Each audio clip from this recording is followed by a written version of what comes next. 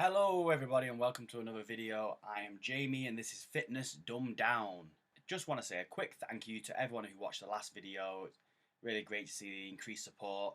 If you do like this content, please do give this video a like, subscribe, press the bell button to get notified on new upcoming videos.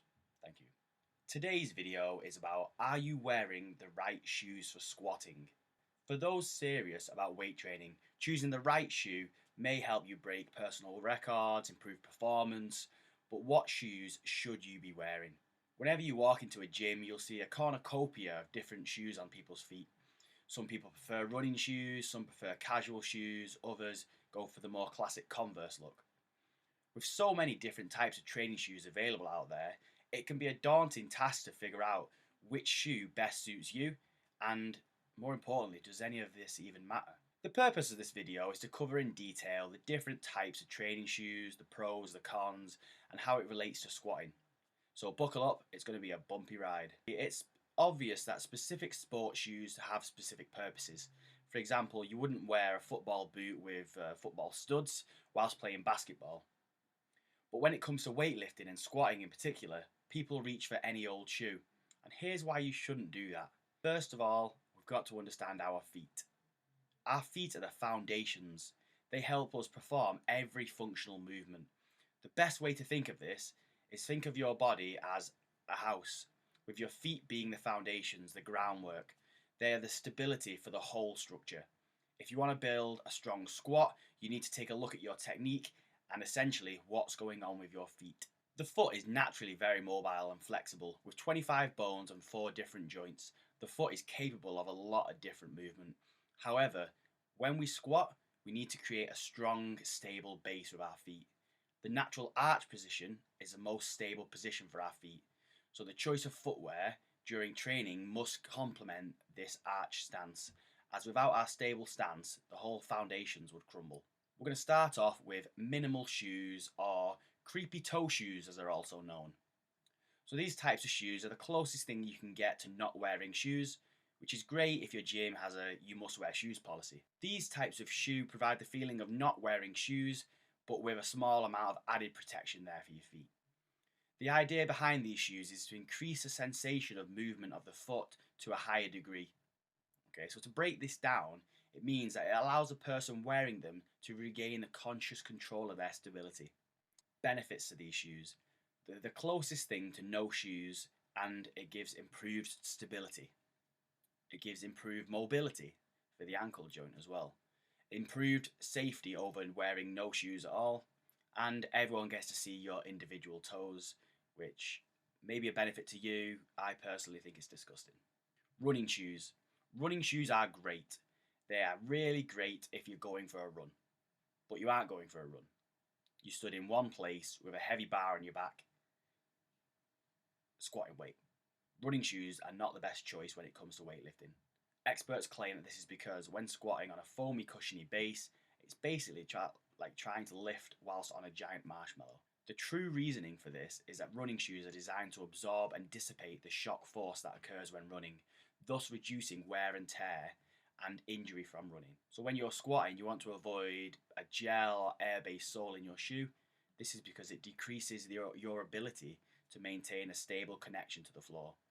So when you're lifting a heavy load on your squat, these types of shoes aren't able to support that natural arch that our feet need for stability. The benefits to wearing running shoes for squatting. There aren't any. So don't do it. Just don't do it. Weightlifting shoes. As the name suggests, these shoes have been developed for weightlifting with a stable surface and support from falling weights. They're a great choice. But how effective are they?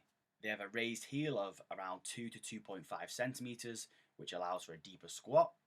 This is because during the eccentric phase of the squat, the going down portion, the knees need to eventually move forward towards the toes.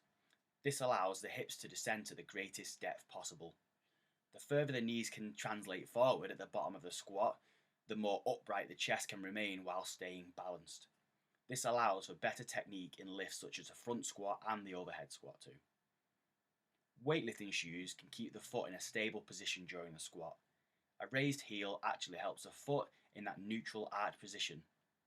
For this reason, these shoes are great for anybody who has poor ankle mobility. Combined, these benefits limit the potential for technique errors such as well-known valgus knee collapse. However, these shoes will set you back a decent amount of money as well. The average price is around 100 to 150, especially since you can just put a 2.5 kilogram plate under your heel for free. These shoes, however, are a great investment for any athlete, regardless of experience level.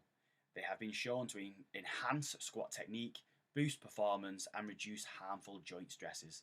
You don't have to be the next Ronnie Coleman to own a pair of weightlifting shoes. If you have any desire to squat heavy, these shoes are the way to go and well worth the money. The benefits of weightlifting shoes are, as I've mentioned, the raised heel, which improves posture, improves technique, the hard base for improved stability. Most weightlifting shoes also provide increased ankle support, flat-soled shoes.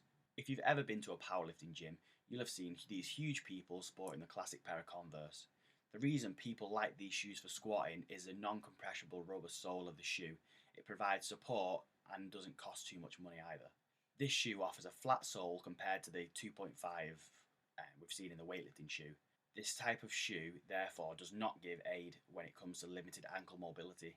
For this reason, if somebody has stiff ankles and decides to use this shoe to perform a squat, it will require more forward knee position and upright chest, they could have problems with mobility. However, a drawback to this shoe is a narrow toe base, which can cause issues in squatting. The benefits of these shoes are they have less cushioning for increased stability. They do protect your feet a lot more than no shoes or minimal shoes would. They're inexpensive. You can pick up a pair of Converse for around about £50, and the hard sole. Finally, moving on to barefoot squatting. In recent years, barefoot weight training has increased in popularity. It's suggested that ditching the use of footwear can help with balance and stability. This is due to the feet being in a greater contact with the floor. The thought process behind this is that the body can sense the position and movement of the foot to a greater degree. Much like wearing a thick pair of gloves, wearing shoes all the time is also believed to diminish the sensation and awareness of your feet. By going barefoot, the goal is then to regain the conscious control of foot stability. The benefits to training barefoot are improved balance. The lack of that cushiony sole between you and the floor makes it easier for you to maintain a good balance throughout the complete range of motion. It allows for greater movement of the calves, as some shoes that are designed to support your ankles can restrict the movement there. Convenience. You don't have to worry about packing different shoes depending on your workout. You've got weightlifting shoes for squatting, you've got your casual shoes from walking to the car to the gym, maybe even a running shoe. By squatting barefoot, it's just one less thing to worry about. Finally, it's free. As I've mentioned above, good quality training shoes can be expensive, whereas your feet, they're free, you grew them yourself. But what it comes down to at the end of the day is your choice of footwear should be tailored towards your personal goals. If you do have any doubts, consider speaking to a certified strength and conditioning expert or a physical therapist. Ending it here, guys. Thank you so much for watching the video. I'm Jamie. This has been Fitness Dumbed Down. If you've liked what you've seen today, maybe you've learned something, please feel free to give me a follow, a like, subscribe. Follow me on Instagram at Fitness Dumbed Down. Follow me on Twitter at Fitness Dumbed Down. Follow me on Facebook at Fitness Dumbed Down. And I look forward to speaking to you next time. Thank you.